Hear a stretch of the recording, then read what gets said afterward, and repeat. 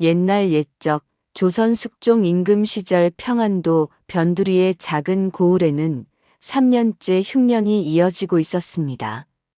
하늘은 비를 내리지 않았고 땅은 갈라져 쩍쩍 소리를 냈지요. 백성들은 풀뿌리를 캐먹고 나무 껍질을 벗겨 죽을 쑤어 연명했습니다.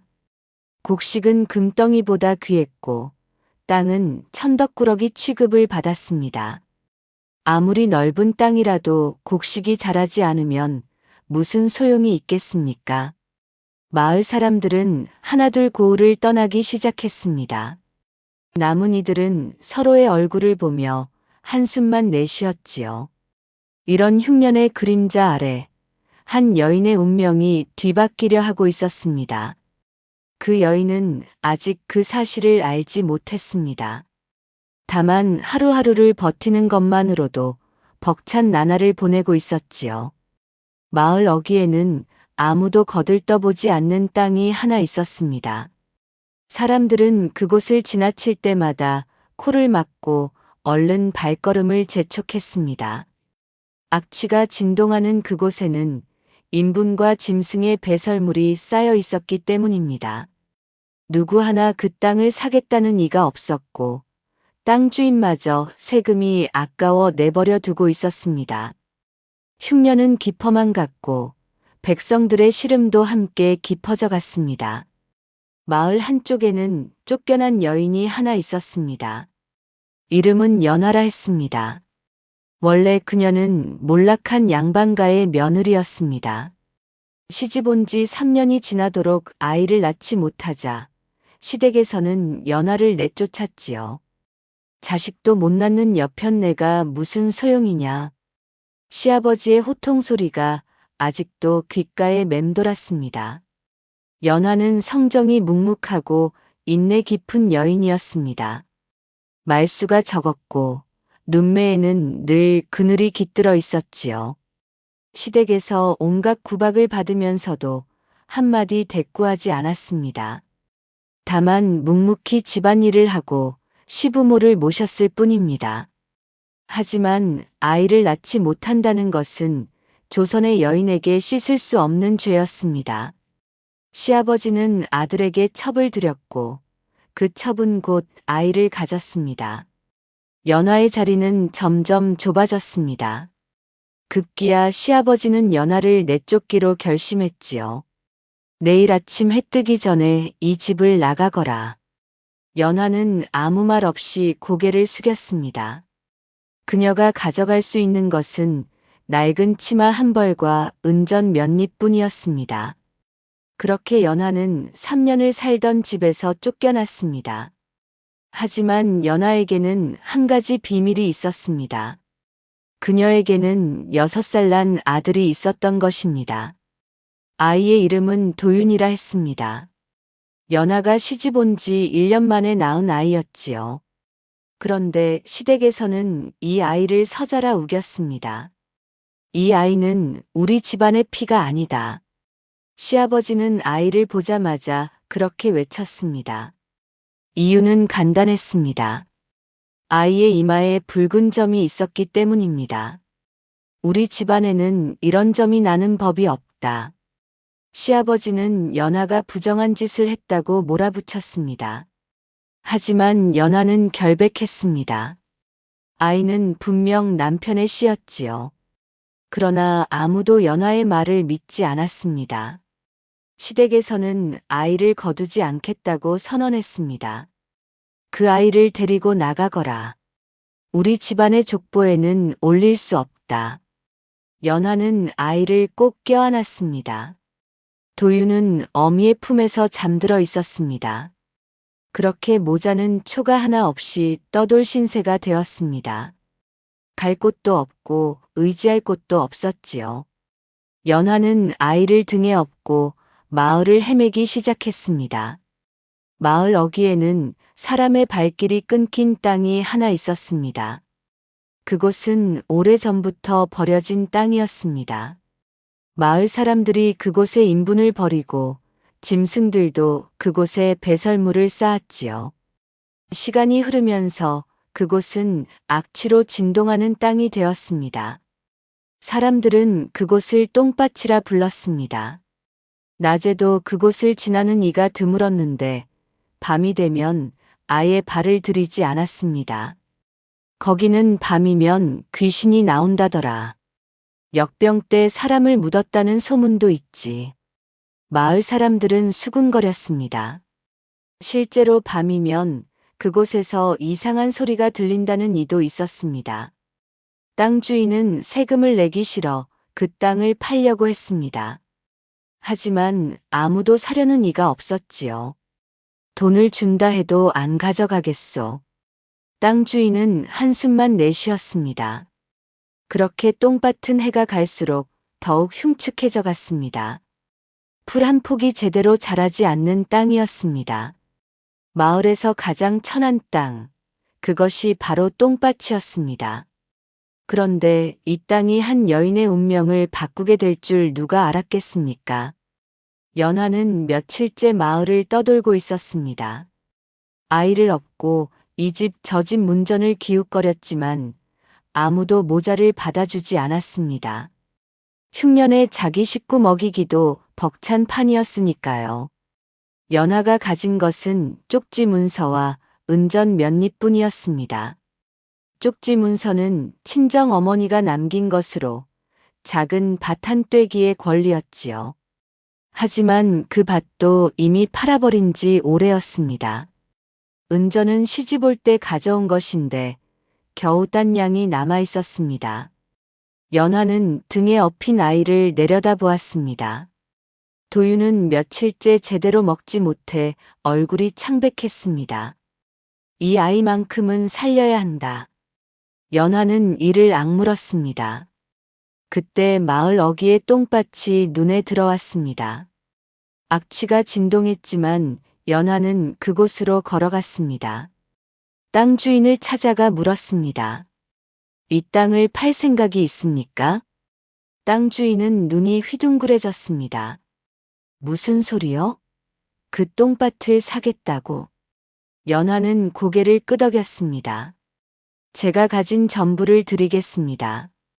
그녀는 은전단량을 내밀었습니다. 땅 주인은 잠시 망설이다가 돈을 받았습니다. 줬소. 어차피 세금만 나가는 땅이니 가져가시오. 그렇게 연하는 전 재산을 내어주고 똥밭을 샀습니다. 마을 사람들은 수군거렸습니다. 쫓겨난 여편네가 미쳤구나. 똥밭을 사다니 제정신이 아니야. 하지만 연하는 개의치 않았습니다. 이제 그녀에게는 돌아갈 땅이 생긴 것입니다.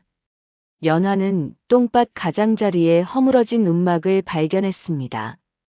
예전에 누군가 살았던 흔적이 있었지만 지금은 지붕이 반쯤 무너져 있었지요. 연하는 아이를 등에서 내려 움막 안에 눕혔습니다. 도윤아, 여기가 우리 집이란다. 아이는 고개를 끄덕이며 어미를 올려다보았습니다. 연하는 움막을 고치기 시작했습니다. 마을에서 버린 나뭇가지를 주워다 지붕을 엮었습니다. 집단을 구해 바람이 새는 틈을 막았지요. 며칠에 걸쳐 움막은 겨우 사람이 살만한 모습이 되었습니다. 악취는 여전했지만 연하는 참았습니다. 매일 아침 일어나면 똥밭의 가장자리를 조금씩 고르기 시작했습니다. 손에는 물집이 잡히고 허리는 끊어질 듯 아팠습니다. 하지만 연하는 멈추지 않았습니다. 이 땅을 살려야 한다. 그녀의 눈에는 결연함이 서려 있었습니다. 아이는 어미를 도우려 했지만 6살 아이가 할 수 있는 일은 많지 않았습니다. 연하는 아이의 손을 매일 정성스럽게 씻겨 주었습니다. 더러운 땅에서 살아도 아이만큼은 깨끗하게 키우고 싶었던 것입니다. 저녁이 되면 모자는 움막 안에서 서로를 꼭 껴안고 잠들었습니다. 추운 밤에는 서로의 체온으로 버텼지요. 연하는 아이를 안으며 중얼거렸습니다. 조금만 참아라, 도윤아. 어미가 반드시 너를 잘 키울 것이다. 악취 속에서도 모자의 둥지는 조금씩 단단해져 갔습니다. 어느 날 밤 연하는 이상한 꿈을 꾸었습니다.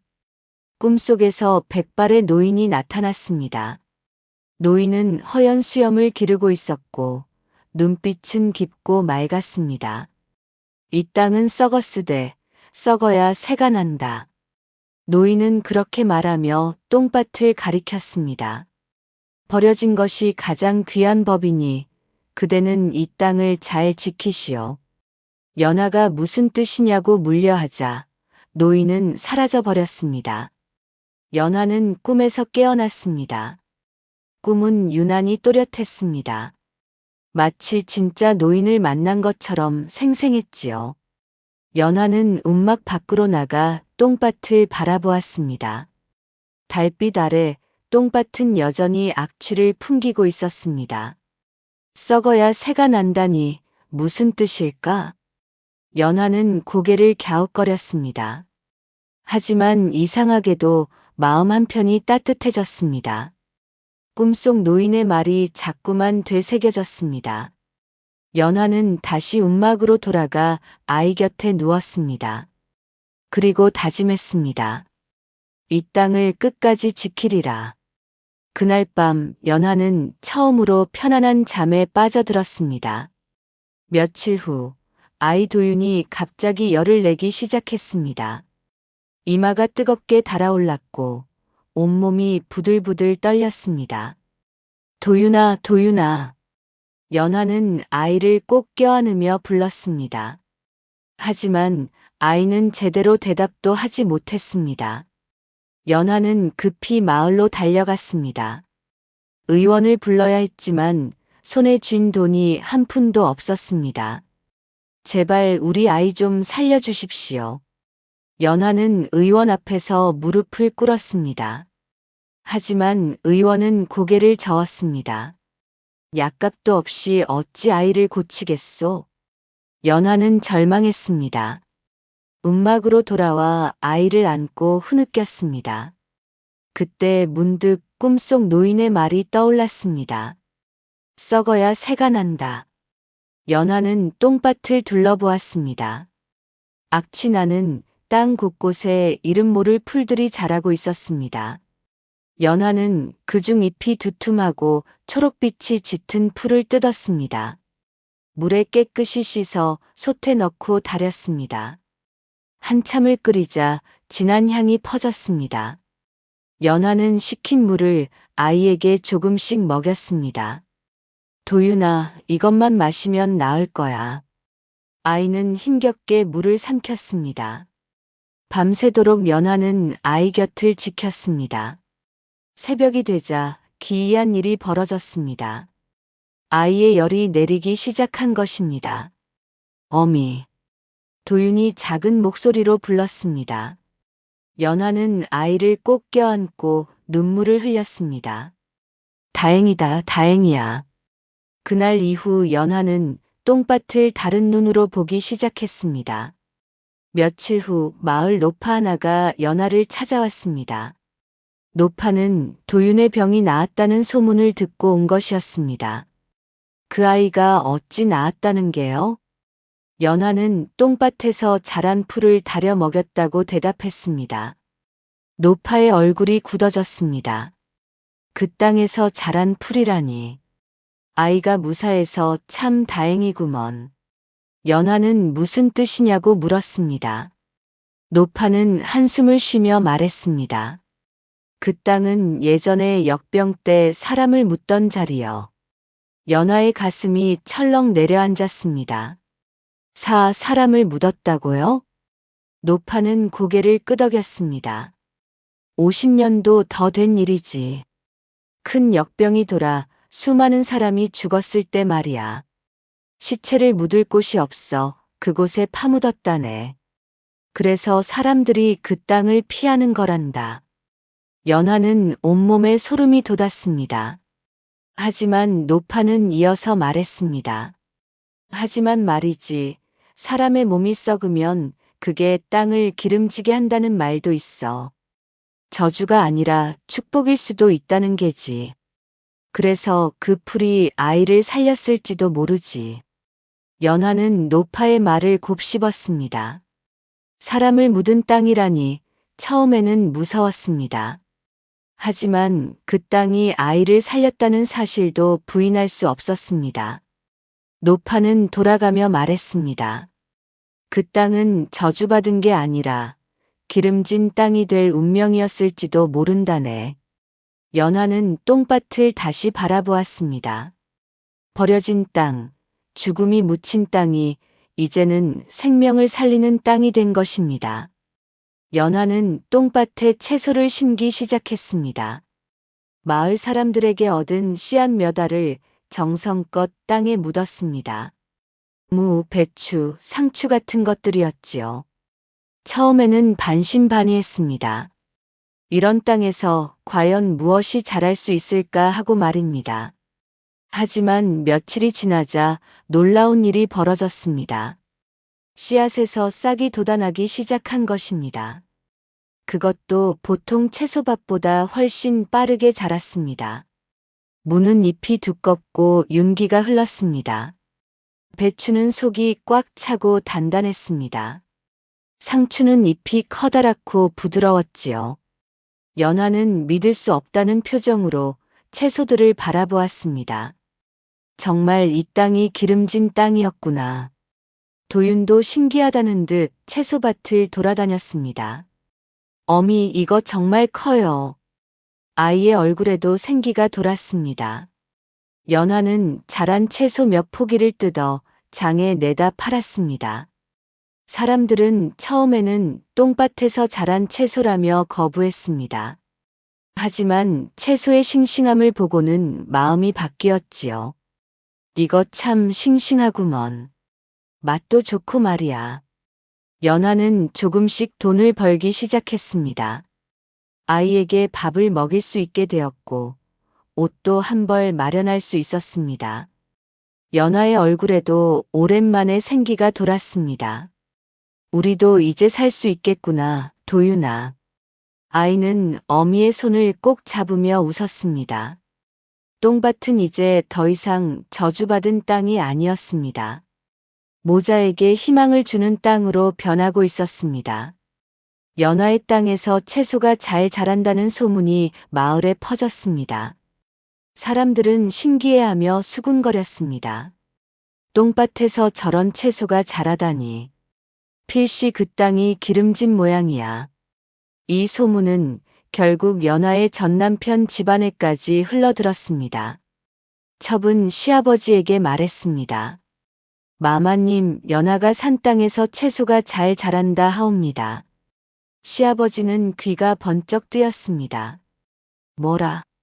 그 똥밭에서? 첩은 교묘하게 말을 이었습니다. 그 땅이 본래 우리 집안 터였다는 말도 있다 하옵니다. 시아버지는 눈을 가늘게 떴습니다. 그럴 리가 있나. 한번 알아봐야겠구나. 며칠 후 시댁 식솔들이 똥밭을 찾아왔습니다. 시아버지와 아들, 그리고 첩까지 함께였습니다. 연하는 밭을 일구다가 그들을 보고 멈칫했습니다. 시아버지가 큰 소리로 말했습니다.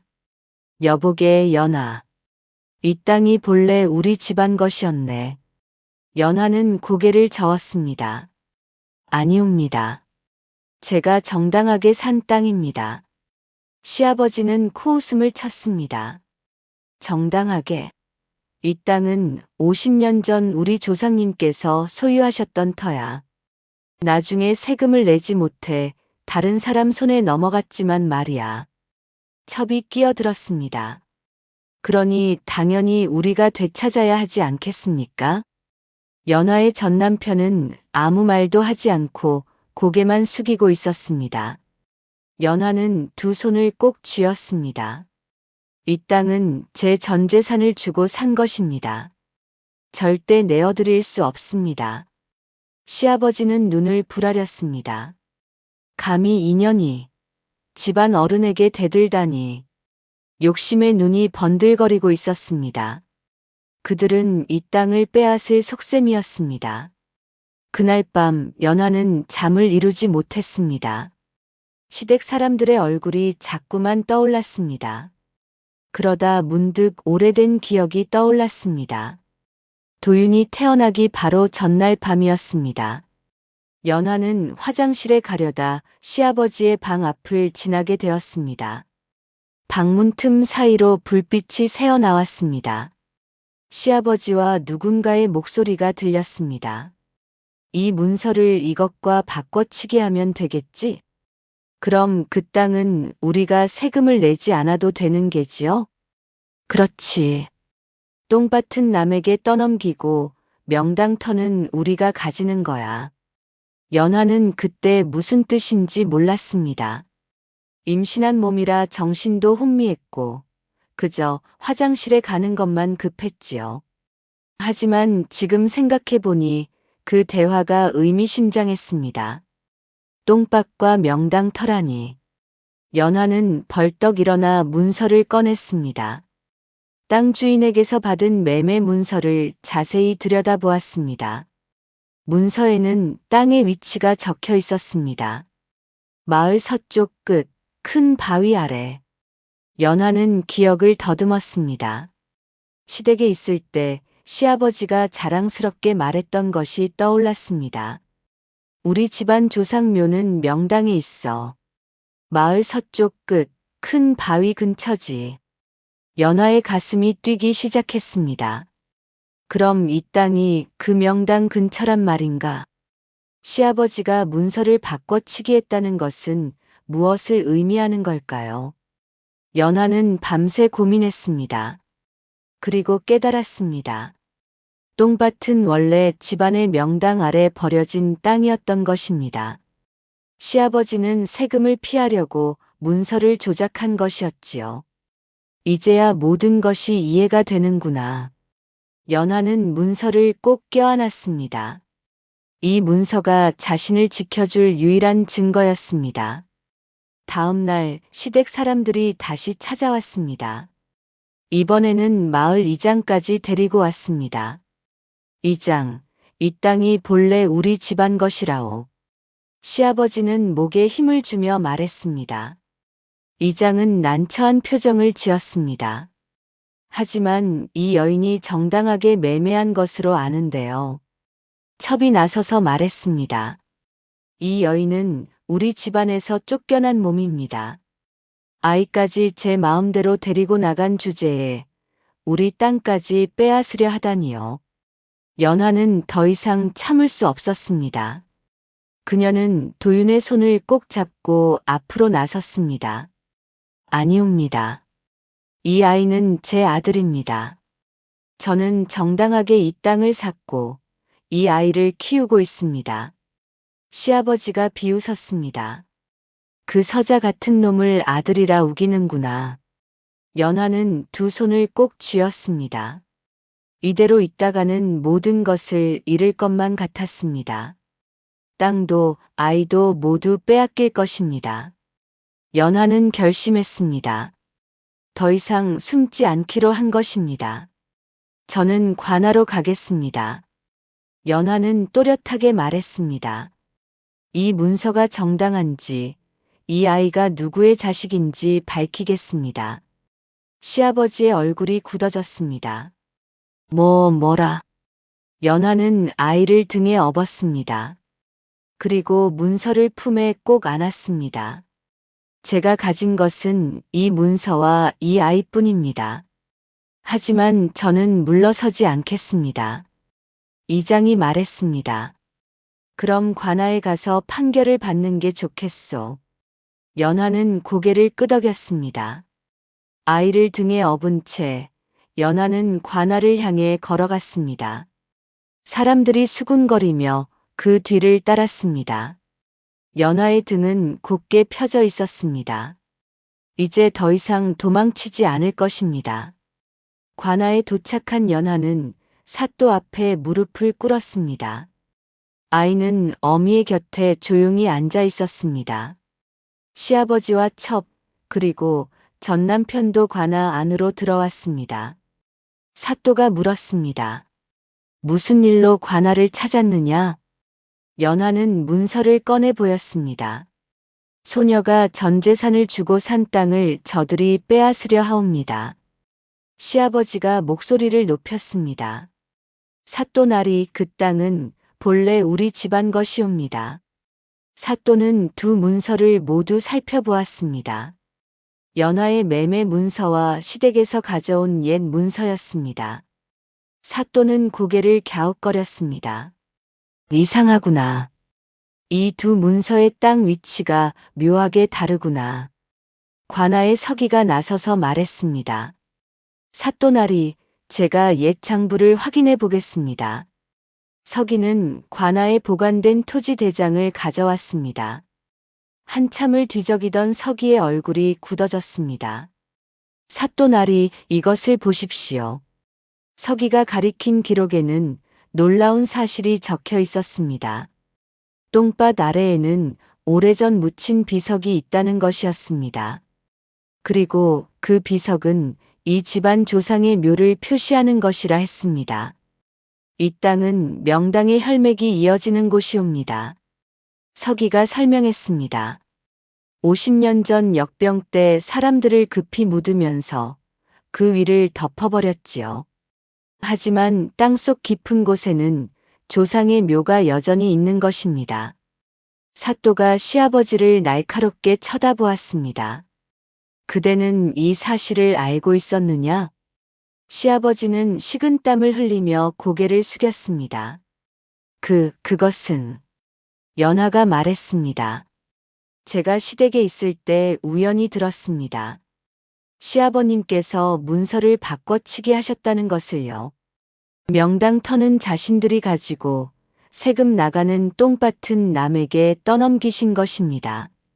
관아 안이 술렁거렸습니다. 사또의 얼굴이 굳어졌습니다. 이것이 사실이냐? 시아버지는 아무 말도 하지 못했습니다. 모든 비밀이 드러나는 순간이었습니다.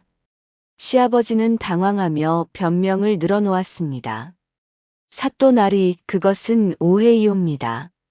세금이 너무 과해 어쩔 수 없었던 일이옵니다. 하지만 사또는 차갑게 말했습니다. 문서를 조작한 것은 명백한 죄요. 그때 첩이 나섰습니다.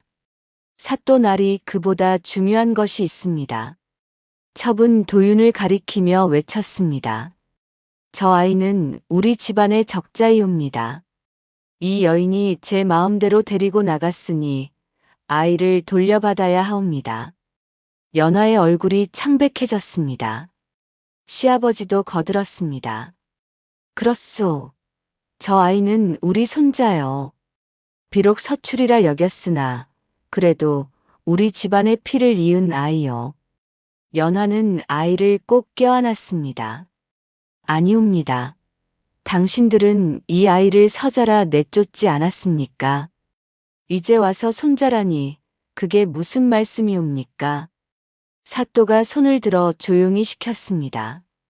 잠깐, 그럼 이 아이의 신분이 불확실하단 말이냐? 시아버지는 교묘하게 말을 바꿨습니다. 처음에는 의심했지만 지금 보니 우리 집안 피가 맞는 것 같소. 그러니 아이를 우리에게 돌려주시오. 첩도 기세등등하게 말했습니다. 그 여인은 쫓겨난 몸입니다. 아이를 키울 자격이 없습니다. 연하는 절망했습니다. 땅을 빼앗기는 것도 억울한데 이제 아이까지 빼앗기려 하다니. 사또가 물었습니다. 그럼 이 아이의 아비는 어디 있느냐? 전 남편이 고개를 들었습니다. 그는 한참 동안 아무 말도 하지 못했습니다. 시아버지가 재촉했습니다. 어서 말하거라. 저 아이가 내 자식이 맞지 않느냐? 전 남편의 입술이 떨렸습니다. 연하는 전 남편을 바라보았습니다. 그의 눈빛에는 미안함과 괴로움이 담겨 있었습니다. 관아는 숨막히는 침묵에 휩싸였습니다. 모든 것이 이 순간에 달려 있었습니다. 연하는 더 이상 참을 수 없었습니다. 그녀는 관아 앞마당으로 나가 머리를 풀었습니다.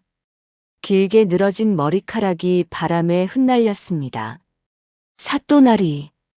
연하의 목소리가 관아 안을 울렸습니다. 소녀는 이 땅도 이 몸도 모두 버릴 수 있습니다. 하지만 이 아이만은 절대 내어줄 수 없습니다. 연하는 무릎을 꿇고 땅에 이마를 찧었습니다. 이마에서 피가 흘렀지만 그녀는 멈추지 않았습니다. 이 아이는 제 뱃속에서 10달을 품었던 자식입니다. 제 젖을 먹여 키웠고 제 등에 업고 이 세상을 헤맸습니다. 연하의 목소리는 절규에 가까웠습니다. 저들은 이 아이를 서자라 내쫓았습니다. 죽든 살든 내버려 두었습니다. 하지만 이제 와서 제 아이를 빼앗으려 하다니 이것이 어찌 하늘의 이치이옵니까? 도윤도 어미 옆에서 울음을 터뜨렸습니다. 어미, 저는 어미 곁을 떠나지 않을 거예요. 아이는 어미의 치마를 꼭 붙잡았습니다. 관아를 지켜보던 백성들이 숙연해졌습니다. 누군가 중얼거렸습니다. 저 여인의 말이 맞소. 아이를 내쫓았던 자들이 이제 와서 되찾으려 하다니. 참으로 염치 없는 일이요. 사람들의 웅성거림이 커졌습니다. 시아버지와 첩의 얼굴이 붉어졌습니다. 연하는 고개를 들어 사또를 바라보았습니다. 눈에는 눈물이 가득했지만 그 눈빛만은 흔들리지 않았습니다. 이 아이만은 제 곁에 두게 해주십시오. 제발 간곡히 부탁드리옵니다. 연하의 호소는 관아의 모든 이들의 마음을 움직였습니다.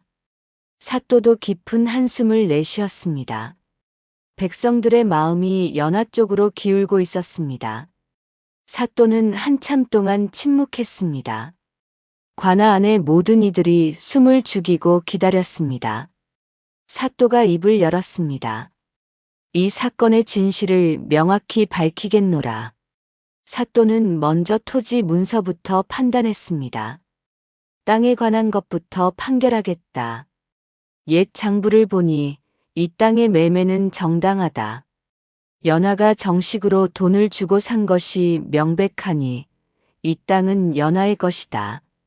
시아버지가 입을 열려 했지만 사또는 손을 들어 막았습니다. 더구나 그대는 문서를 조작하여 세금을 피하려 했다. 의는 명백한 죄이니 벌을 받아야 마땅하다. 시아버지의 얼굴이 흑빛이 되었습니다. 다음으로 사또는 아이의 신분에 대해 말했습니다. 이 아이 도윤에 관해서는 이렇게 판결한다. 사또가 전 남편을 바라보았습니다. 그대는 이 아이가 내 자식이 맞느냐? 전 남편은 고개를 끄덕였습니다. 그렇습니다. 사또가 다시 물었습니다. 그럼 왜 서자라 했느냐? 전 남편은 대답하지 못했습니다. 사또가 냉정하게 말했습니다. 이마의 붉은 점은 혈통을 부정할 근거가 되지 못한다. 본처가 낳은 아이라면 그것은 적자이다. 관아가 다시 술렁거렸습니다. 사또는 최종 판결을 내렸습니다.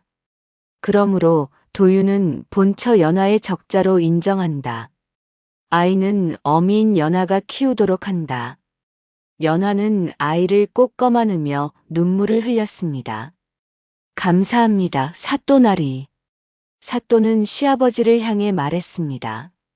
그대는 문서 조작의 죄로 곤장 30대를 맞고 벌금을 내도록 하라. 그리고 다시는 이 모자를 괴롭히지 말라. 시아버지는 바닥에 주저앉았습니다. 첩은 울상을 지으며 밖으로 나갔습니다. 사또가 마지막으로 말했습니다. 명당의 기운이 흐르는 땅이라 하였으니 그 땅을 잘 지키도록 하라. 조상의 묘를 더럽힌 자들에게는 하늘이 벌을 내릴 것이다. 판결이 끝났습니다. 연하는 아이를 안고 관아를 나섰습니다. 백성들이 박수를 쳤습니다. 장하십니다. 훌륭한 어미시오. 연하의 얼굴에 햇살이 비쳤습니다. 판결이 난 후 모든 진실이 밝혀졌습니다. 관아의 서기가 직접 땅을 조사하러 나섰습니다. 똥밭을 파보니 과연 깊은 곳에 비석이 묻혀 있었습니다. 비석에는 시댁 조상의 이름이 새겨져 있었지요. 이곳이 바로 명당의 혈맥이 흐르는 자리였구나. 서기가 감탄하며 말했습니다. 50년 전 역병으로 급히 사람을 묻으면서 조상의 묘 위를 덮어버린 것이었습니다. 하지만 땅속 깊은 곳의 기운은 여전히 살아 있었습니다. 그래서 똥밭이 기름진 땅이 될 수 있었던 것입니다. 시아버지는 이 사실을 알고 있었습니다. 명당의 기운을 받는 땅을 자신들이 차지하고 싶었던 것이지요. 그래서 문서를 바꿔치기에 세금만 나가는 똥밭은 남에게 팔고 명당 자리는 숨겨두려 했습니다. 하지만 아이러니하게도 연하가 똥밭을 산 것이 오히려 명당의 기운을 되살린 셈이 되었습니다. 연하의 정성과 땅의 기운이 만나 생명을 살리는 땅이 된 것입니다. 시댁은 결국 조상의 묘를 더럽힌 죄로 벌을 받았습니다. 시아버지는 곤장을 맞고 무거운 벌금을 내야 했지요. 첩은 집안에서 쫓겨났고 전 남편은 아버지의 죄로 고개를 들지 못했습니다. 마을 사람들은 이 일을 두고두고 이야기했습니다. 욕심이 화를 부른 것이지. 명당을 차지하려다 오히려 조상을 욕되게 했으니 말이야. 반면 연하는 떳떳하게 땅을 지킬 수 있게 되었습니다. 사또의 판결문에는 이렇게 적혀 있었습니다. 이 땅은 연하의 정당한 소유이며 도유는 본처의 적자로 인정한다. 모든 복선이 하나로 이어졌습니다. 꿈속의 백발노인, 역병으로 묻힌 사람들, 명당의 기운, 문서 조작, 그리고 아이를 살린 풀까지 모든 것이 운명처럼 연결되어 있었습니다. 연하는 땅 문서를 품에 안고 하늘을 올려다보았습니다. 이제야 모든 것이 제자리를 찾았구나. 그 후로 연하와 도윤의 삶은 조금씩 나아졌습니다. 똥밭은 이제 마을에서 가장 기름진 땅이 되었습니다. 봄이 되면 채소가 무럭무럭 자랐고 가을이 되면 곡식이 풍성하게 익었습니다. 연하는 땅에서 나는 것들을 장에 내다 팔았습니다. 처음에는 똥밭에서 자란 것이라며 꺼리던 사람들도 이제는 먼저 찾아와 샀습니다. 연하댁 채소가 제일 싱싱하다니까. 약초도 효험이 좋다던데. 연하는 부지런히 밭을 일구며 살았습니다. 번 돈으로 움막을 고쳐 작은 집을 지었습니다. 비가 새지 않는 지붕과 바람이 들지 않는 벽이 생겼지요. 도유는 이제 8살이 되었습니다. 연하는 아이를 서당에 보내기 시작했습니다. 글을 배워야 세상을 넓게 볼 수 있단다. 도유는 총명하여 글을 빠르게 익혔습니다. 이마의 붉은 점은 이제 아이의 특징이 되었습니다. 아무도 그것을 이상하게 보지 않았지요. 연하는 땅에서 자라는 약초를 연구하기 시작했습니다. 아이를 살렸던 그 풀뿐만 아니라 다른 약초들도 효험이 있었습니다. 마을 사람들이 아프면 연하를 찾아왔습니다. 연하댁이 약초를 다려주면 병이 낫는다더라. 연하는 기꺼이 도왔습니다. 자신이 어려울 때 아무도 도와주지 않았던 기억이 있었지만 그녀는 원망하지 않았습니다. 오히려 더 많은 이들을 도우며 살았습니다. 계절이 바뀌고 해가 지나면서 연하의 삶은 점점 안정되어 갔습니다. 버려진 땅에서 시작한 삶이 이제는 풍요로워졌습니다. 도유는 건강하게 자랐고 연하의 얼굴에는 평화가 깃들었습니다. 어느 날 저녁 모자는 집 앞에 앉아 노을을 바라보았습니다. 어미, 우리 정말 행복하죠? 도윤이 물었습니다. 연하는 아이의 머리를 쓰다듬으며 웃었습니다. 그렇구나, 도윤아. 우리는 행복하단다. 그 후로 연하와 도윤의 삶은 조금씩 나아졌습니다. 똥밭은 이제 마을에서 가장 기름진 땅이 되었습니다.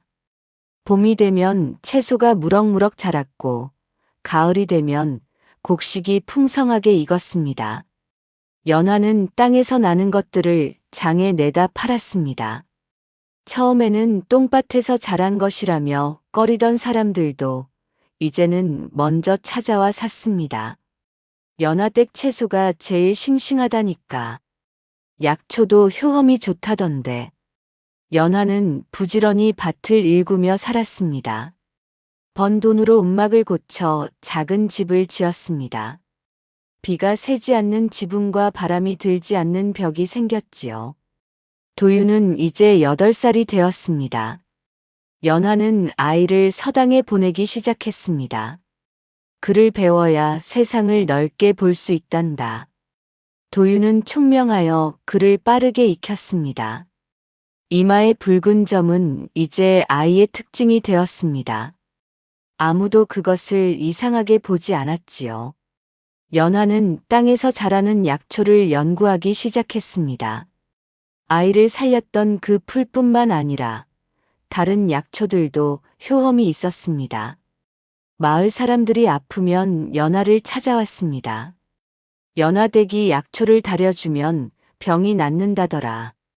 연하는 기꺼이 도왔습니다. 자신이 어려울 때 아무도 도와주지 않았던 기억이 있었지만 그녀는 원망하지 않았습니다. 오히려 더 많은 이들을 도우며 살았습니다.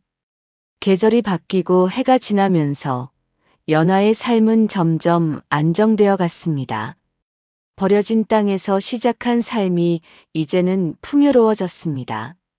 도윤은 건강하게 자랐고 연하의 얼굴에는 평화가 깃들었습니다. 어느 날 저녁 모자는 집 앞에 앉아 노을을 바라보았습니다. 어미, 우리 정말 행복하죠? 도윤이 물었습니다. 연하는 아이의 머리를 쓰다듬으며 웃었습니다. 그렇구나, 도윤아. 우리는 행복하단다. 세월이 흘러 어느 가을날이었습니다. 연하는 밭을 일구며 지난 시간을 돌이켜보았습니다. 쫓겨나던 그날, 전 재산을 주고 똥밭을 샀던 그날이 떠올랐습니다. 모두가 미쳤다고 수군거렸지요. 하지만 그 선택이 오늘의 자신을 만들었습니다. 연하는 호미를 내려놓고 땅을 쓰다듬었습니다. 참으로 신기한 일이로구나. 사람들이 버린 땅이 가장 기름진 땅이 되었고 쫓겨난 여인이 당당한 삶을 찾았습니다. 연하는 중얼거렸습니다. 사람도 땅도 버려졌을 때 비로소 진짜 속이 드러나는 법이구나. 썩은 것 같았던 땅 아래에 명당의 기운이 있었듯이 쫓겨난 여인의 마음속에도 강인한 의지가 있었습니다. 도윤은 이제 15살 청년이 되어 서당에서 수제 소리를 들었습니다. 아이는 어미에게 말했습니다. 어미, 저는 과거를 보고 싶습니다. 연하는 아들의 손을 잡으며 말했습니다. 그래, 내가 원하는 길을 가거라. 어미는 여기서 내가 돌아오기를 기다리마. 도윤은 깊이 절을 올렸습니다. 어미 감사합니다. 어미가 저를 지켜주지 않았다면 오늘의 제가 없었을 것입니다. 연하의 눈가에 눈물이 맺혔습니다. 해질녘 똥밭 위로 석양빛이 쏟아졌습니다. 바람에 흔들리는 푸른 채소 잎들이 금빛으로 빛났습니다. 연하는 밭둑에 앉아 그 광경을 바라보았습니다.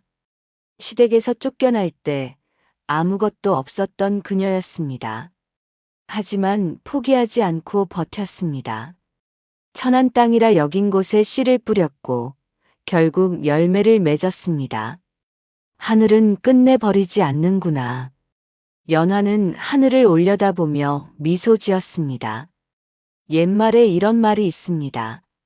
천한 것이라 여긴 땅에도 쫓겨난 사람의 삶에도 끝내 싹은 트고 운명은 바뀐다고 말입니다. 연하의 이야기는 그것을 증명해 보였습니다. 버려진 것이야말로 가장 큰 가능성을 품고 있으며 절망 속에서도 희망의 씨앗은 자란다는 것을 말이지요. 해가 완전히 지고 달빛이 밭을 비추었습니다. 연하는 집으로 돌아가며 마지막으로 밭을 돌아보았습니다. 내일도 이 땅에서 새로운 생명이 자라날 것입니다. 그리고 그녀도 계속해서 살아갈 것입니다. 당당하게 그리고 감사하게 말입니다. 옛말에 백절불굴이라는 말이 있습니다. 어떠한 난관에도 굽히지 않고 이겨나간다는 뜻이지요. 연하는 바로 그런 삶을 살았습니다. 버려진 땅을 일구고 쫓겨난 삶을 다시 일으켰습니다. 여러분도 힘든 시기가 찾아온다면 연하를 기억하십시오. 지금 버려진 것처럼 보이는 것에도 반드시 가능성이 숨어 있다는 것을 말입니다. 다음 영상을 빠르게 만나보시려면 좋아요와 구독을 눌러주세요. 그럼 더 재미있는 영상으로 찾아뵙겠습니다. 모두 행복한 하루 보내세요.